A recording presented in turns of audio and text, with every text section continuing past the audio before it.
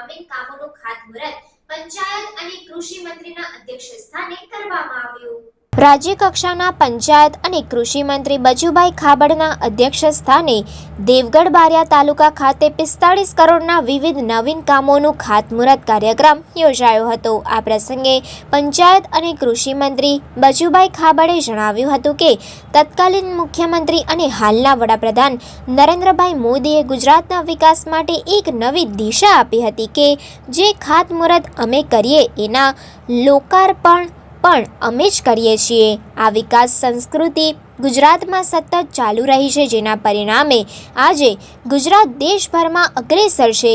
વડાપ્રધાનના નેતૃત્વ હેઠળની કેન્દ્ર સરકાર અને મુખ્યમંત્રી ભૂપેન્દ્રભાઈ પટેલના નેતૃત્વ હેઠળની રાજ્ય સરકાર એમ ડબલ એન્જિનની સરકારના માધ્યમ દ્વારા અનેકવિધ યોજનાઓ થકી ગુજરાતે જે વણથંભી વિકાસ યાત્રા આરંભી છે તેનાથી ગુજરાત વધુને વધુ સમૃદ્ધ બનશે તેમ તેમણે ઉમેર્યું હતું। મંત્રીએ વધુમાં ઉમેરતા જણાવ્યું હતું કે ગુજરાતે આજે વિકાસની હરણફાળ ભરી છે।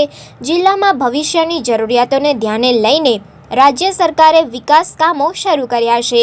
નાગરિકોને પૂરતી સુવિધા મળી રહે તે માટે આયોજનબદ્ધ વિકાસની દિશામાં રાજ્યના મુખ્યમંત્રી ભૂપેન્દ્રભાઈ પટેલની આગેવાનીમાં અનેક પગલાઓ લેવામાં આવી રહ્યા છે।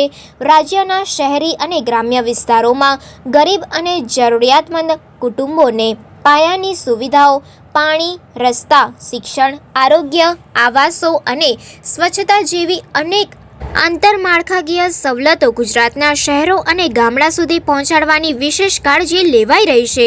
વધુમાં મંત્રી બચુભાઈ ખાબડે જણાવ્યું હતું કે વર્તમાન સરકાર ગામડાઓના સર્વાંગી વિકાસ માટે કટિબદ્ધ છે।